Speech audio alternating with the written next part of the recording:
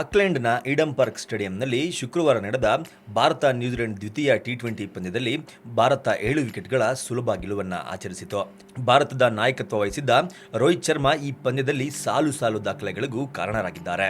Auckland ಪಂದ್ಯದಲ್ಲಿ hitman ಖ್ಯಾತಿಯ ರೋಹಿತ್ ಶರ್ಮಾ 29 ಎಸೆತಗಳಿಗೆ ಭರ್ಜರಿ 50 ರನ್ಗಳನ್ನು ಬಾರಿಸಿದರು.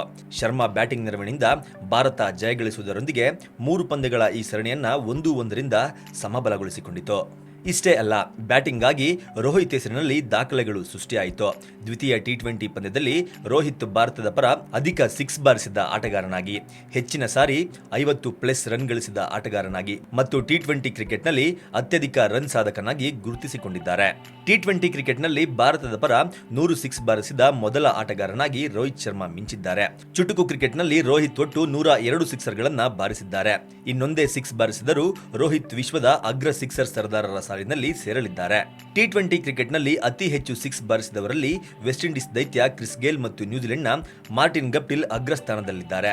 ಗೇಲ್ ಮತ್ತು ಗಪ್ಟಿಲ್ ಇಬ್ಬರು 103 ಸಿಕ್ಸರ್ಗಳ ಸಾಧನೆಯನ್ನ ಹೊಂದಿದ್ದಾರೆ.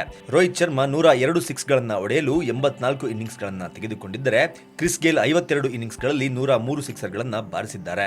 ಟಿ20ಯಲ್ಲಿ 50ಕ್ಕೂ ಅಧಿಕ ರನ್ ಸಾಧನೆ ಮಾಡಿದ ವಿಶ್ವದ ಆಟಗಾರರಲ್ಲಿ ರೋಹಿತ್ ಶರ್ಮಾ ಮೊದಲಿಗರು. ರೋಹಿತ್ ಶರ್ಮಾ 20 ಸಾರಿ 50ಕ್ಕೂ ಅಧಿಕ ರನ್ಗಳನ್ನು ಗಳಿಸಿದ್ದಾರೆ. ಇದರಲ್ಲಿ 16 ಸಾರಿ ಅರ್ಧಶತಕಗಳು ಮತ್ತು 4 ಸಾರಿ ಶತಕಗಳನ್ನು ಬಾರಿಸಿದ್ದಾರೆ.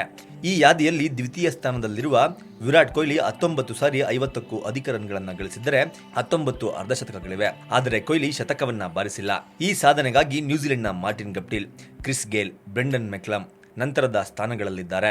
ಟಿ20ಯಲ್ಲಿ ಅತಿ ಹೆಚ್ಚು ರನ್ಗಾಗಿ ರೋಹಿತ್ ಶರ್ಮಾ ಅವರು ಮಾರ್ಟಿನ್ ಗಪ್ಟಿಲ್ ಅವರನ್ನ ಹಿಂದಿಕ್ಕಿದ್ದಾರೆ. ಒಟ್ಟು 2288 ರನ್ ಗಳಿಸಿ ರೋಹಿತ್ ಮೊದಲ ಸ್ಥಾನದಲ್ಲಿದ್ದರೆ, ಕಿವೀಸ್ನ ಮಾರ್ಟಿನ್ ಗಪ್ಟಿಲ್ 2272 ರನ್ಗಳನ್ನು ಗಳಿಸಿ ದ್ವಿತೀಯ ಸ್ಥಾನದಲ್ಲಿದ್ದಾರೆ. ಪಾಕಿಸ್ತಾನದ ಶೋಯಬ್ ಮಲ್ಲಿಕ್ 2263 ರನ್ಗಳನ್ನು ಗಳಿಸಿ ತೃತೀಯ ಸ್ಥಾನದಲ್ಲಿದ್ದಾರೆ. ವಿರಾಟ್ ಕೊಹ್ಲಿ 2167 ರನ್ಗಳೊಂದಿಗೆ 4ನೇ ಸ್ಥಾನದಲ್ಲಿದ್ದಾರೆ. ಇನ್ನು ಕಿವೀಸ್ನ ಬ್ರೆಂಡನ್ ಮೆಕ್ಲಮ್ ಅವರು 2140 ರನ್ಗಳೊಂದಿಗೆ 5ನೇ ಸ್ಥಾನದಲ್ಲಿದ್ದಾರೆ.